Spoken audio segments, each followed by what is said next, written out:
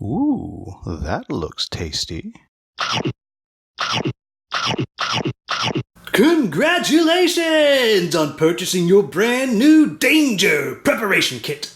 You've taken the first step toward living a much safer and healthier life. It is unlikely that this kit will provide the appropriate knowledge required to live a safer or healthier life. We are not responsible for any death, dismemberment, or paper cuts due to improper use. Welcome, folks! Today the Hungry Gamer is back with yet another review. This time it is of Danger, the game.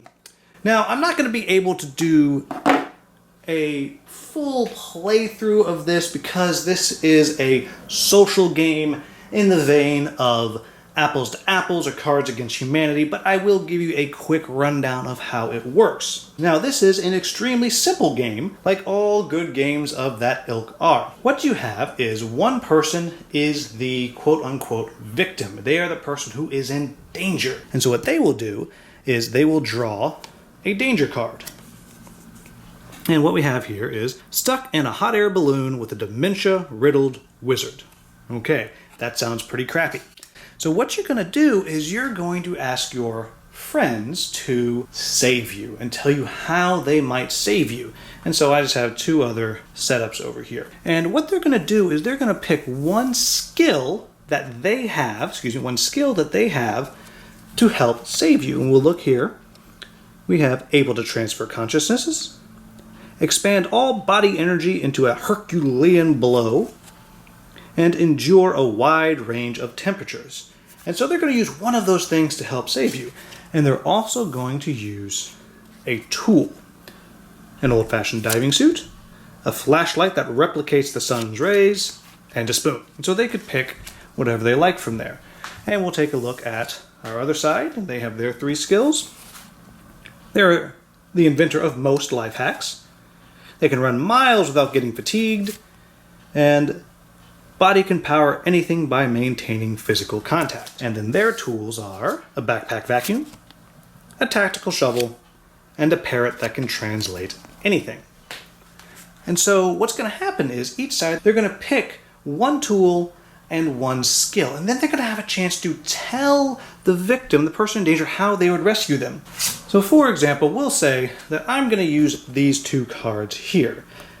The ability to transfer consciousness and a flashlight that replicates the sun's rays. And so I might say, well, what I'm going to do to save you is, we have this wizard here, and really, the wizard's not a problem, but it's these powers that the wizard happens to have going on, and it's being focused perhaps on the wrong thing. So what I'm going to do is I'm going to get up there, and I'm just going to transfer my consciousness into the wizard. And at the same time, the wizard will be into my body, and so that still doesn't mean you're off the hook. But if I have this amazing flashlight, and I'm just going to have it set up, turned on, so as soon as the wizard comes into my body, those sun's rays are going to hit it right in the eyes, and it's going to be distracted, it's going to be covering his eyes, and he's not going to be able to see, and we'll be able to get out and be safe. And then maybe the other side, they say, look, I'm the inventor of most life hacks, and clearly all you need to fix this situation is a backpack vacuum. That's a life hack right there. Done. That's all I have to say. And then what'll happen is the person in danger, they will get to decide which one of these stories, and again, you can be playing with 6 people, they think are more likely to actually save them. Now, I know you're looking and you see these red plot twist cards. Well, these are ones that you can always play. And so, for example, we have here, and the ground is lava.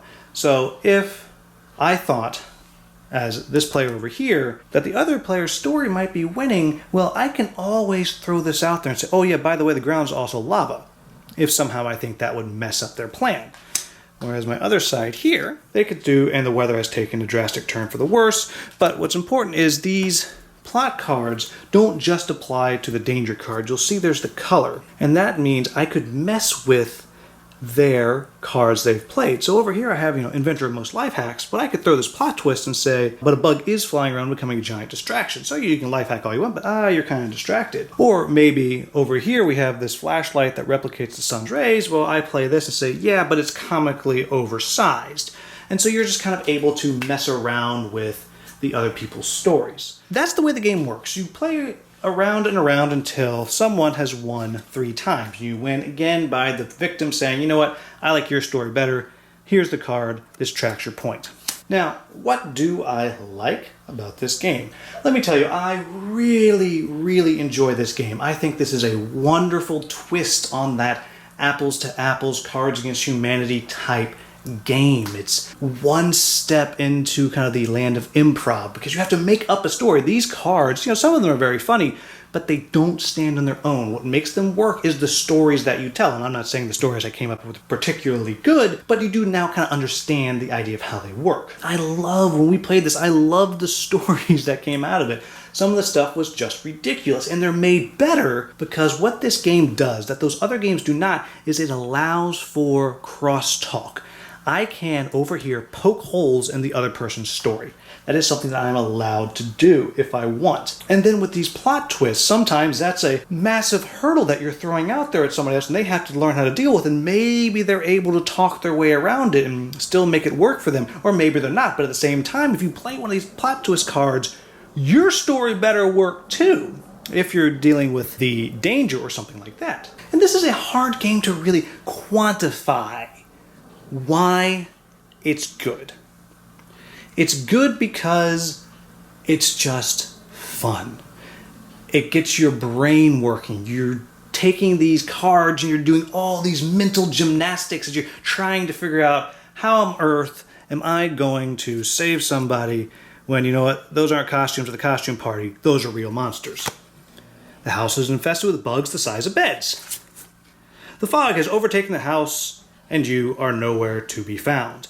Okay, so all of these things are going on, and what am I going to do with a pair of infrared goggles, or an ancient tome of secrets, or the world's most famous flea circus? How is that going to help anybody?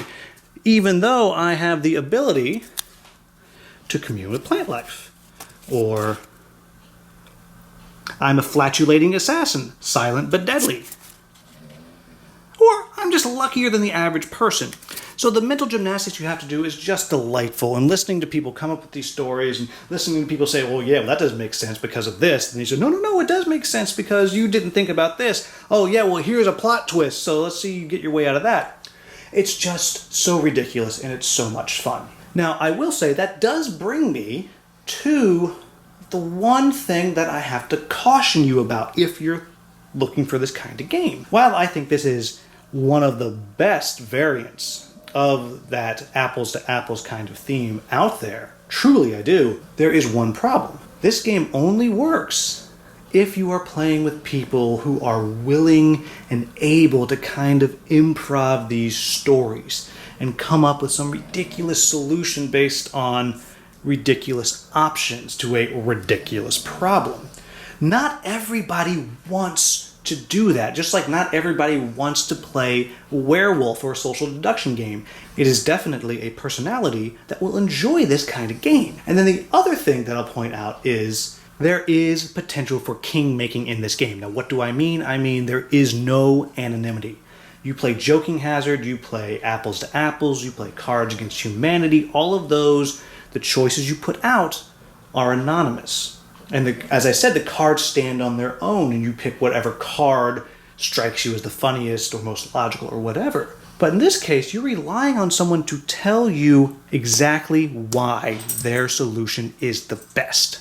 And so that does open it up for the potential for someone to say, you know what, I'm just irritated at him right now. I'm not going to let him win no matter what he says. Now, hopefully you don't have many people like that in your gaming group, but if you do have that kind of person, then maybe this isn't the game for you. If you are willing to take that imaginative adventure and do those mental gymnastics, if that sounds at all attractive to you and you enjoy any of those games I keep talking about, the Apples to Apples, Cards Against Humanity, Joking Hazard, if you like any of those, without question, get this game.